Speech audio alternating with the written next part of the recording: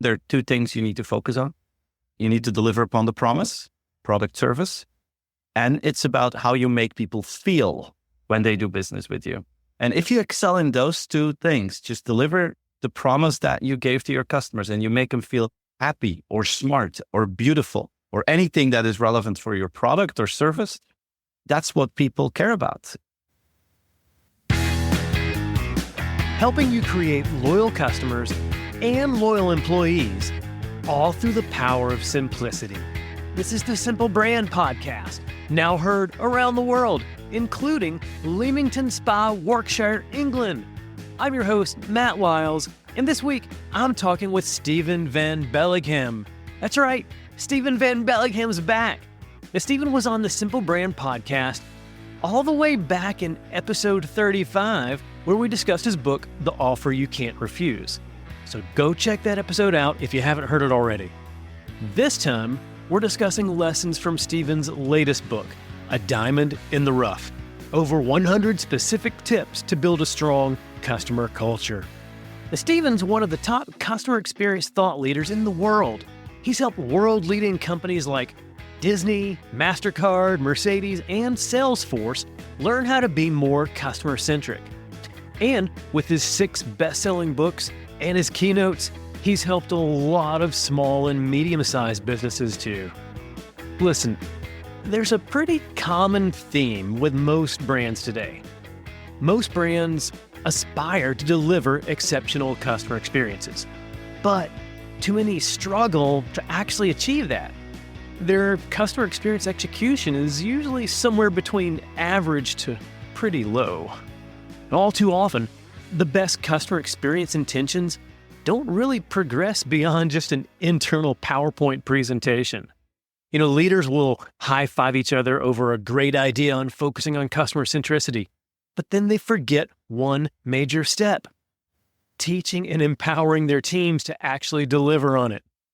But good news, once all your leaders demonstrate that you prioritize customer experience, and when you help your employees adopt a customer experience mindset, it becomes a lot easier to deliver on that. And when you empower all of your employees to deliver on that, you'll actually be pleasantly surprised at the innovative ways they come up with to create happy customers. All without breaking your budget, too. Stephen and I discuss how to empower your employees, along with some of the tactics that he's shared in his book. So here it is. Here's my interview with Stephen Van Belleghem. Hi, Stephen. Welcome back to the show. Hey, thanks, Matt. Thanks for having me back. It's a pleasure to be here again. Yeah, it's great to see you. It's been 3 years. I think it was summer of 2021 when we last talked, but now you're back, and now we get to talk about your latest book, A Diamond in the Rough. Yes. I'm very much looking forward to that. The book came out a few months ago, so I'm very happy to share the latest insights about the book with you. And one of the things that we were talking about earlier is that since releasing the book, you've actually come to a new conclusion on a way that you're defining what customer experience really is, what customer experience really is about. So can you share that here? Of course, but my goal in life is to inspire companies to become more customer-centric. So I share as much information as I can to inspire people in becoming better in that. And that's the reason why I wrote that book, Diamond in the Rough, because it's a very practical book.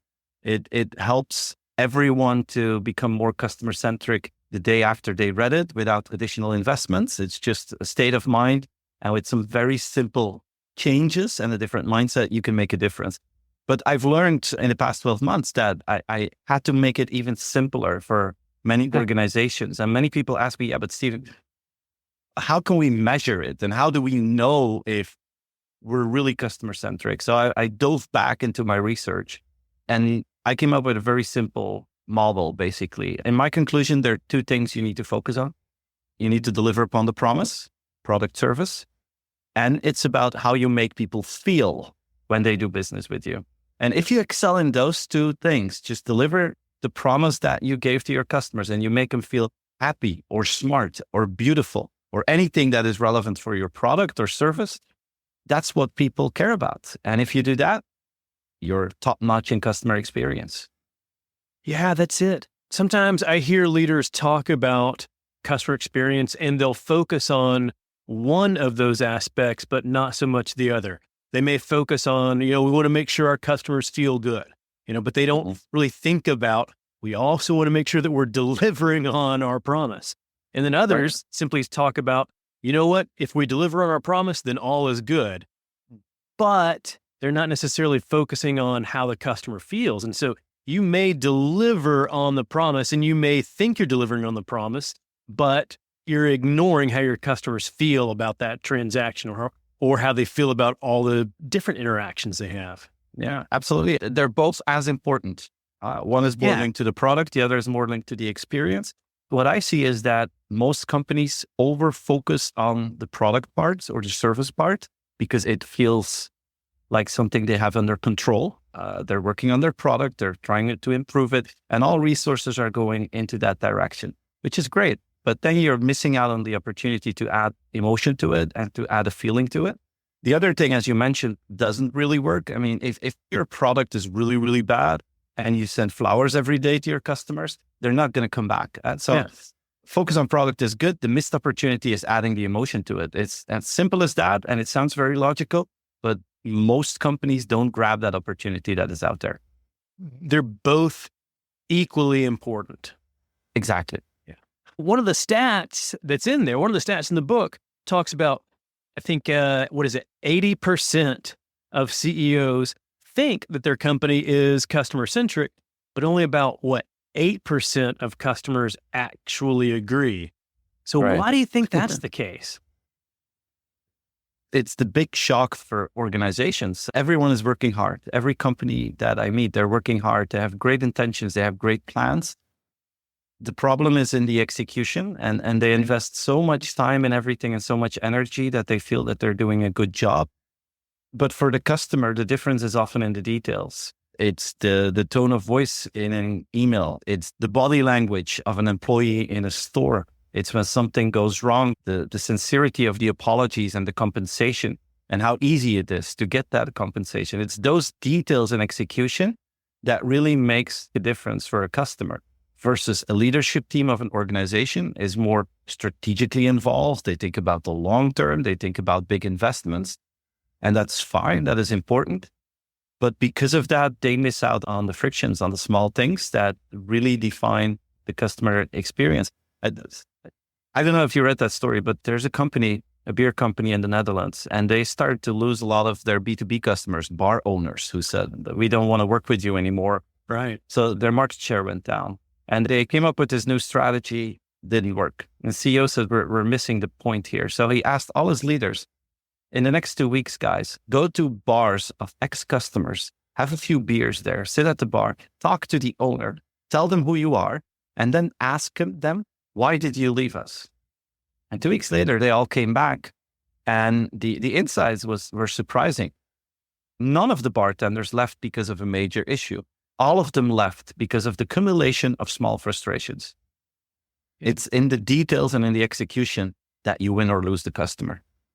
I think that's something that we tend to forget, especially as we get higher up the management chain, as we get to the C-suite. A lot of times, I think C-suite owners want to focus on big strategic initiatives and say, what's the next big thing we can do in our customer experience?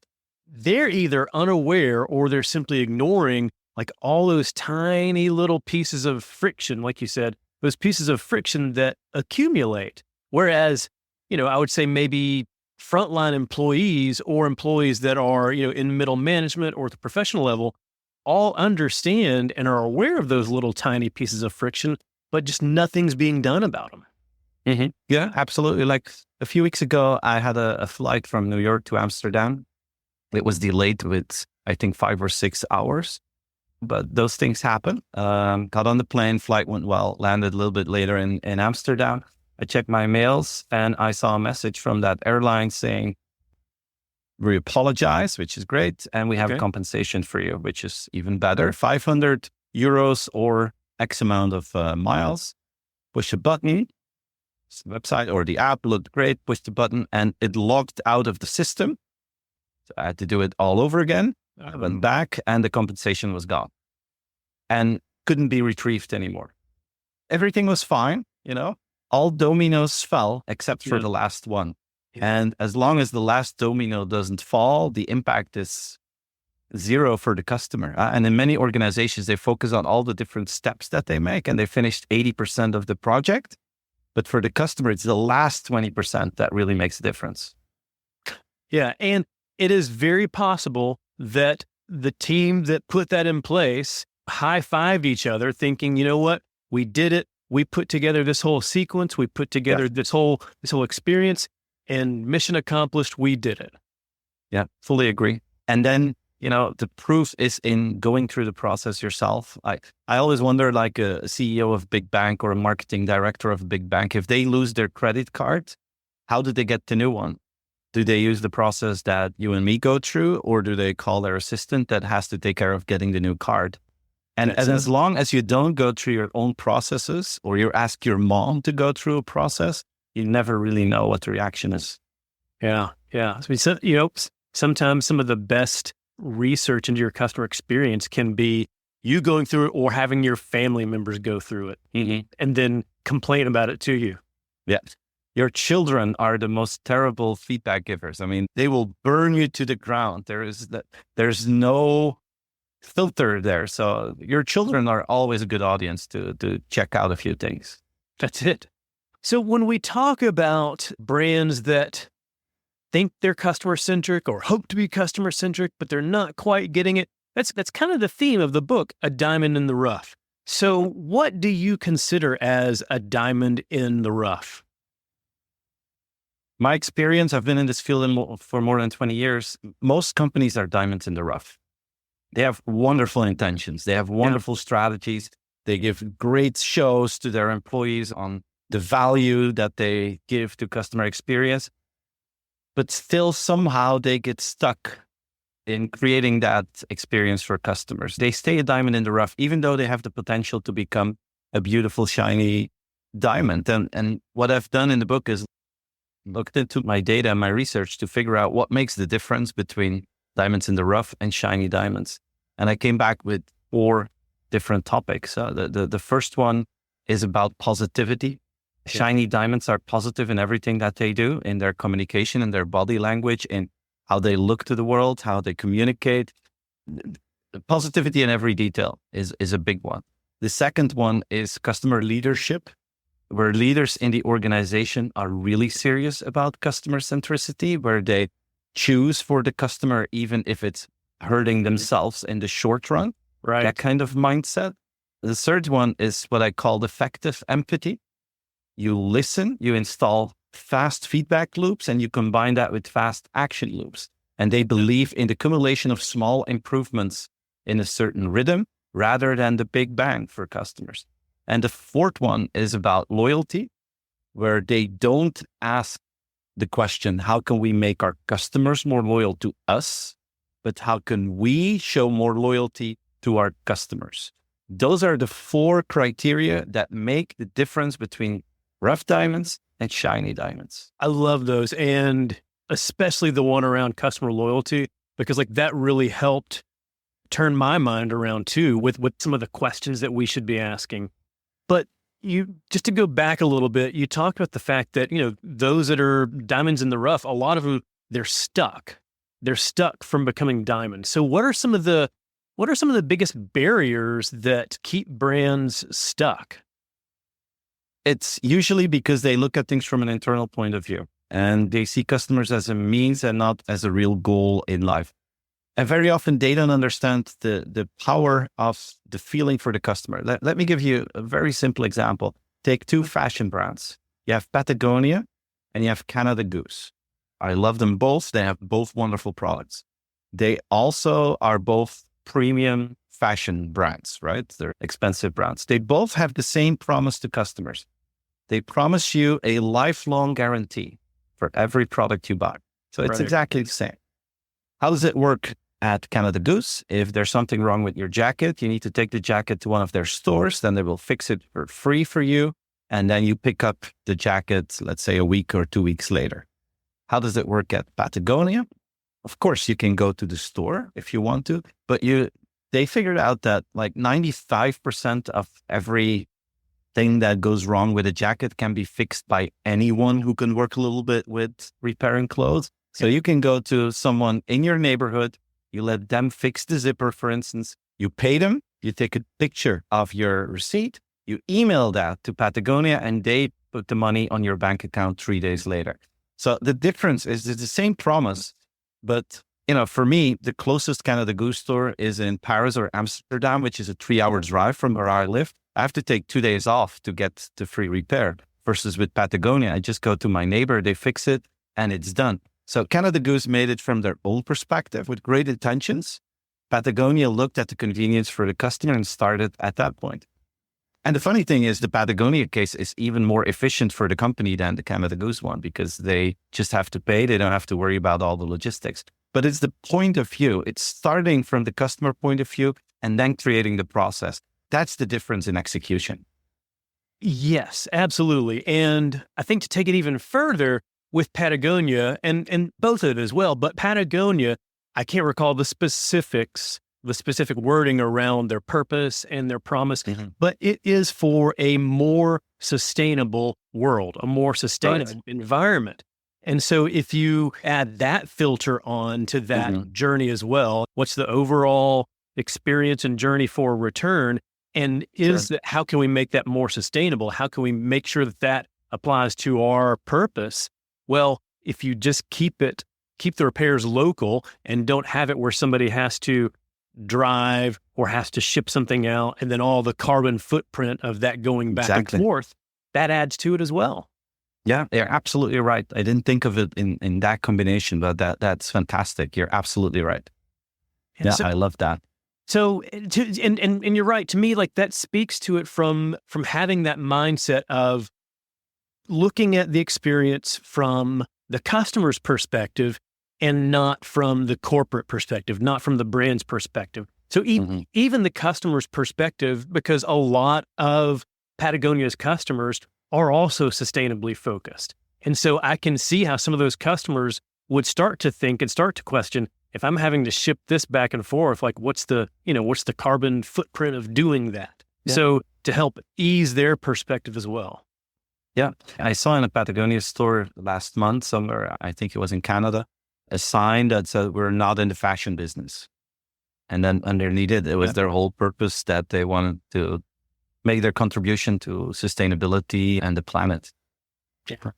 To me, like that's trying to look at every interaction, every point, everything about the customer journey and seeing, like one, is there any friction in there that we can remove? And two, does that speak to what our brand promise is and what our brand purpose is?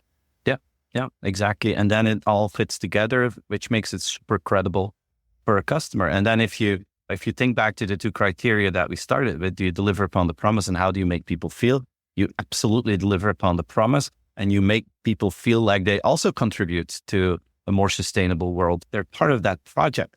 And that is, stronger than just making people feel beautiful after they bought a Chanel purse, for instance. It's an extra level that you have there. You're connected to the purpose.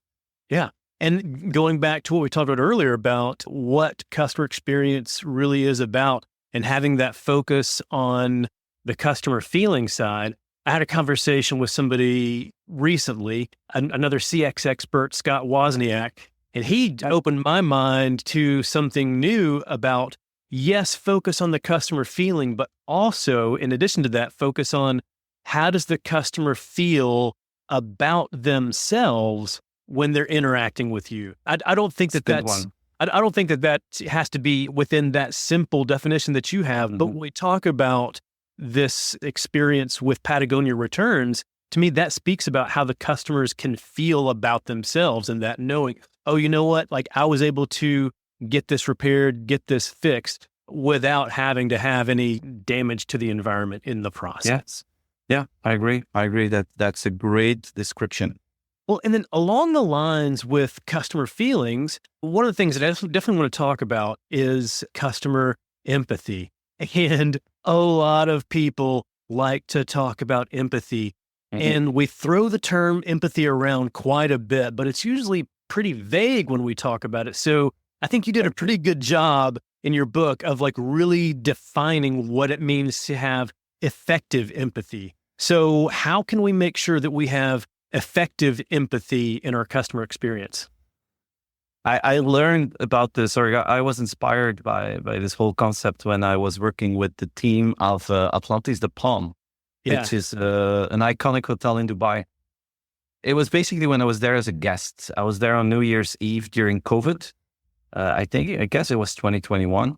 And we didn't need a test to fly back to Belgium. So we had our flights booked. And I still remember we were on the big Ferris wheel. In the afternoon, it was 4:00. We were ready to go back to the hotel to celebrate New Year's Eve. We had a beautiful evening planned. And suddenly at 4:00, I got an email from Lufthansa, from the airline, that said, you have an 11-year-old son. He still needs a test. They just changed it to enter Germany. We had a stop in Germany. To enter Germany, your youngest son needs a test. So we had a flight out the 1st of January, and it was New Year's Eve, 4:00 in the afternoon. And we needed a test, or we weren't allowed on the plane. So I started calling. The airline didn't pick up. I called the airport, didn't pick up. I called the test centers. They said, everyone's traveling. We're packed. We can't have anyone anymore. So I was panicking a little bit. It was the COVID issues, back then. And my wife said, why don't you call the hotel, see if they have some advice? So I called the hotel. I told them the situation. They said, just give us a few minutes. A few minutes later, they came back on the phone and they said, well, Stephen, would it be okay if we send the doctor directly to your room at 6:30 p.m.? So you still have time to get ready for dinner. Will you be in the room? So we're definitely going to be in the room. And I came to the hotel at 6:30 sharp. There were 2 people at our room. They tested my son, tested negative. We were clear to go. I asked them how much it was to pay. And then they said, well, you sounded very stressy. It's New Year's Eve. We want you to have a good time. This is on the house. The hotel will pay for the test. I was excited as crazy. So I talked to their CEO about that, and I told him the whole experience. And he said, well, this is what we do. And they have like this daily ritual. Very simple. Every day. Every day, 7 out of 7. They start the day with a meeting about customers. It's very pragmatic. They just look at all the questions they got from guests the day before, and they look for questions where they don't have a good answer for, where they don't have a process for.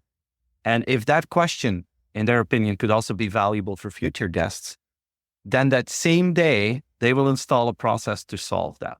And that was exactly what happened to me. I wasn't the first one in those days that unexpectedly needed the COVID test. So they were ready. They had a community of doctors that they proactively engaged with. So they knew that at any moment of the day, they would always have access to a doctor to help their guests. They installed that.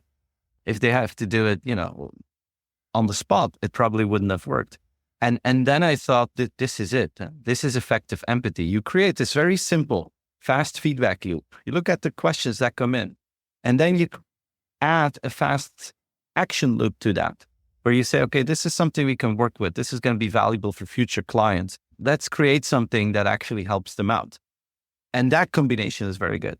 I think most companies are okay in gathering data and feedback and do marketing research, but then they start to play manager, right? They start to create reports and conclusions and 3 strategic trends and 5 big projects to deal with it. And before something happens, we're 14 months later and the customer didn't feel any difference. I think if you get customer feedback, what you need to do is keep it small so you can implement feedback fast. And it has a double effect. Your customer, of course, appreciates it because they feel the difference, but also internally, it creates a culture of winning. It creates a culture of action. People actually feel that you're improving things for your customer and that it doesn't take 9 months before something happens. So it creates an overall change in attitude, and it has a direct impact on the market. Fast feedback loops, fast action loops. For me, that is effective empathy. There's so much to be said in showcasing and signaling to your employees that you're actually taking action. And when they see that you're taking action from that, they're more likely to bring these issues up. I've seen a number of environments where employees know of issues, know of feedback, and know that if they try to bring it up, nothing's going to be done about it. Or if something is going to be done, like you said, it'll be minimum 9 months, maybe 18 months as you put that one thing in the pipeline of things to fix. Yeah, the IT calendar is already full for 2025. Yeah. Maybe we can get in 2026. Yeah. And then the other thing to think about too is that whenever a customer has a question about something, even if they're the first, if you have the first question about something, I think people need to recognize that just because this is the first time they're hearing it, that doesn't mean it's the first instance. This is the first customer that's actually expressed anything about it. True. Yeah, so true. A lot of people don't ask the question, but miss the value. You're absolutely right that there's a lot of unmet needs and unmentioned needs out there. That's it. Yeah. So it's a sense of listening to employees and then quickly acting on that as well. Mm-hmm. That's a great example of being able to show empathy at scale. Right. Empathy at scale is a good way to describe it. Yeah. And to make it concrete, because as you mentioned, empathy is, in a business world, it sounds really vague. I think we all have some understanding of what empathy means, but how do you make it actionable? I think that's the challenge. Yeah.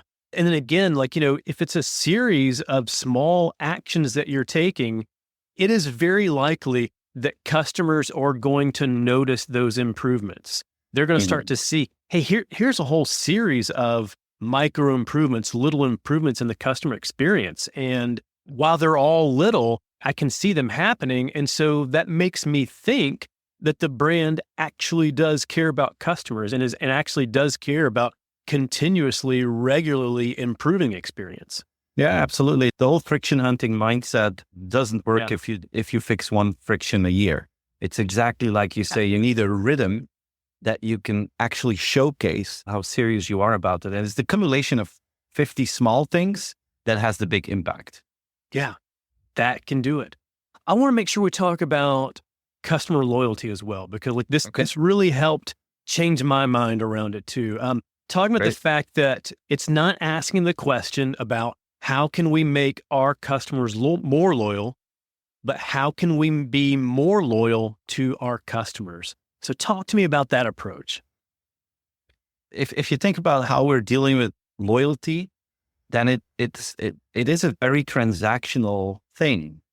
And the initiative starts from the customer. I have to buy 10 breads and the 11th is for free. I have to fly with you 50 times and then you fast track me through security and give me lounge access if I'm lucky. So very transactional, very customer driven. And those programs work. It defines behavior, so I'm not against it, but it does not create loyalty. Loyalty is something else. Loyalty is more emotional. So you become loyal to someone if you feel that that person is also loyal to you. It works in both directions. And in a business to consumer relationship, the initiative has to come first from the business. I have this client. It's a Belgian chocolate factory. They're called Neuhaus. Yes, they're one of those premium Belgian chocolate brands. They invented the praline, like the very complex chocolate. The lady who's running the company used to be the marketing director, and she read the chapter and she thought we need to do something with it. So she decided to give all customers, every time when they have a new chocolate out, when they have an innovation, 2 free chocolates every time. And that's about 5 times a year. So they give away 10 chocolates to all of their customers. And the definition of a customer is someone who once bought 1 chocolate. Yeah. So like in Belgium, that's 500,000 people. And they give away 20 chocolates a year. So 10 times 2 it is. So that's about 10 million free chocolates in theory, right? Can you imagine? It's a lot of free chocolate. It's a lot of free chocolate. Yeah. And there's no strings attached. So you just get a little voucher on your email and you go to the shop, you get it. You don't have to buy anything. It's no obligations. It's just a gift. Can you imagine the board meeting when she first shared that idea? Like, guys, I have this great idea. I read Stephen's book. I want to give away free chocolates to all of our clients. Every time we have an innovation, 10 times a year. And you can imagine that someone would say, look, just to be sure that I understand you're right, You want me to build an entire new factory? You want to produce 10 million chocolates a year and you want me to give them away for free? Is that your idea? Hey, you can imagine that in a lot of companies, you would get fired for such a crazy idea. Right. But still, Neuhaus did it. They actually did it. They're doing it now for a few years. And the results are amazing. First of all, not everyone picks up the free chocolate. True. Obviously. Second statistic, more importantly, the large majority of people who go into the store to pick up the free chocolate, they buy more chocolates. They're like, oh, it's Mother's Day next week. And they see all these beautiful things. They have this wonderful smell. And they think, why don't we buy the Mother Gifts Day here? Or it's Valentine's Day. I'm going to get something. So they buy. It's basically driving traffic to the store and believing that because you're kind, that people will buy things from you. And yes, 1 out of 3 just walks in, gets the free stuff and walks out. But overall, if you look at the revenue of Neuhaus since they've been doing this, it has been growing rapidly because now they actually show that they care for their customers. And the marketing business model behind it is, of course, traffic to the store. But you get something for free without any strings attached. And it works fantastically. And I have to think that, going back to the focus on customer feelings, just the fact that when they're there picking up the free chocolate, they may not buy more chocolate there. But I have to think that also the majority of them will think, you know what, the next time that I do need chocolate for a gift or something else, I know exactly where I'm going. Yeah. It's like human dignity. I mean, if you get something for free a few times and you enjoy the product, you think, I owe these guys. I'm going to do the favor back to them. That's how a lot of people really still think. Yeah. And, to me, like that sounds like the creation, or that sounds like the management of a relationship with the customer. And a lot of people in our circles, we talk about, some of the right ways to grow your network with other people is when you first meet somebody and you know that they can possibly help you with something at some point. When you first meet someone and you're first becoming friends with someone, you don't immediately ask them for help. You give to them, you share with them, you create opportunities for them. And then after a while, then you get to the point where you feel like, you know what, I have given to them. I feel comfortable asking them for help with something now. So that's like with these customers, we're giving you free chocolate. And now, like, maybe we'll send you an ad, ask, hey, would you like to come in and actually purchase and actually pay for your chocolate this time? Yeah, I agree. And, I recently got an email from Nespresso. My wife drinks a lot of Nespresso. I don't drink coffee, but I order the coffee for her now and then. And we got an email at a certain moment saying, we want to thank you with little hearts in the subject. So I said, oh, okay, that's nice. They said, well, you've been ordering a lot of coffee lately, and we consider you one of our ambassadors. If you look at the volume, and we want to give you something back. We have a gift for you. Click here to give us your address or confirm the address, and we'll send you a gift. I thought, oh, that's nice. So I clicked on it, and I could get the gift if I bought 50 more coffees from Nespresso first. And then I thought, guys, I will buy coffee probably for the rest of my life. Why don't you just give me the gift now this time? Because we've ordered thousands in the past, but no, you want 50 more. And, it works. It's a marketing trick, but it doesn't show the appreciation that you get from the Neuhaus example. Yeah. Yeah. Not really a gift. Yeah. It's not really giving you some. It's like when you go to a friend's birthday and you would bring a gift that you say you only get it if you buy me 5 beers first. Yeah. You will get the 5 beers anyway, but it's not a condition. Yeah. And in marketing, we often put conditions on customers. Yeah. And then, comparing that to the Neuhaus example, like they're giving the gift even before you buy a certain number. It's like, what, we're going to go ahead and just give this to you now. It is our gift to you. Yes. Yeah. That's how you build loyalty. Yeah. And it's exceptional. Show loyalty first. What's that? You show loyalty. It's exceptional. There are not a lot of companies who dare to actually do that, to give something to their customers. Yeah. That's so key. That's so key. It's a lesson that I hope that everybody understands about customer loyalty and asking the right questions around it. But Steven, I've got one last question for you. Okay. If you were to create a 5-song playlist for A Diamond in the Rough, what songs would you include? I will include Viva la Vida from Coldplay. Okay, nice. Every time when I launch a book, there's been a link to Coldplay. So I'm a big fan there. I would add Don't Stop Believing from Journey. Because you need to dream big and to, go forward. I would say thank you for the music from ABBA. Oh, okay. You want to thank, not for the music, for your business. Of course. The loyalty aspect. I would also go for, what's it called? This is could be a strange one, but it's a song from Celine Dion, a not so well known one. It's called The Color of My Love. It's the title of one of our first albums. Okay. But it was my opening dance at our wedding.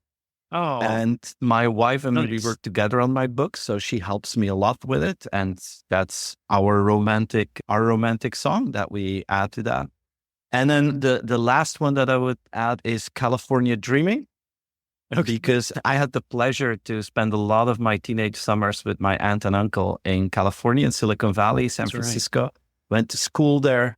Got a lot of inspiration from how innovation was done on the West Coast and in the US, and it inspired me to become who I am. And I think that drive and positivity is something you can find in the book, and I learned it in California. Love that. Love those songs. Love that playlist. Thank you for playing along with me. Well, of course, with great pleasure. Yeah, well, Stephen, it was so great seeing you. I always learn a lot from you, but where can people go to learn more? My YouTube channel, I think, is a good place to go. So it's youtube.com/my name, Steven Van Belleghem. I share a lot of posts on LinkedIn about customer experience. I share a lot of ideas on my Instagram. And if they want to get in touch with me, my website is the best place. Just stevenvanbelleghem.com is where they can find me. There's some free downloads even with the book, Diamond in the Rough. I created a workbook because I really want to get people going. They can download it for free on my website. That's right. Yeah. I mean, you were giving that workbook to them. And if I recall correctly, because I've got the workbook too, if I recall correctly, I think you just go right to the workbook. You don't even make someone put their email address in. No, I don't. It's like Neuhaus. So you can just download all the ebooks on my site, can be downloaded without any data that I will ask. My only goal is to inspire people. I don't need to get their data for that. If they like it, they will find me. There you go. Truly a free gift. Yes, absolutely. Well, Stephen, thank you so much for being here. Hey, it's been a pleasure, Matt. I appreciate it that I could come back. Thanks for the great talk. I hope you enjoyed my discussion with Steven Van Belleghem. You can learn more from him at stevenvanbelleghem.com. Don't worry, I've got a link to his site in the show notes. From his keynotes to his books, there's lots of ways for Stephen to help you learn how to deliver a customer experience that creates happy customers. And if you want to dive deeper into the lessons we discussed in this episode, then go get your copy of Stephen's book, A Diamond in the Rough. And Stephen's got a free resource to help you with some of his Diamond in the Rough lessons, the How to Become a Shiny Diamond workbook. It's a pretty detailed book with exercises to help you put a lot of these lessons into practice in your own brand. And this is pretty cool. You don't even have to give Stephen your email address to get it. You can easily download it with one click. So you can get your How to Become a Shiny Diamond workbook at stevenvanbelleghem.com/diamond. Don't worry, I've got a link to that in the show notes too. Now, I do need to let you know, this is the last Simple Brand episode for 2024. We'll be taking a break through the holiday season and into the first part of the year. But we'll be back in early 2025 with brand new episodes. All new guests, all new lessons to help you create loyal customers and loyal employees, all through the power of simplicity. So go ahead and subscribe. You'll automatically get the new episodes when they release in early 2025. Until then, keep it simple.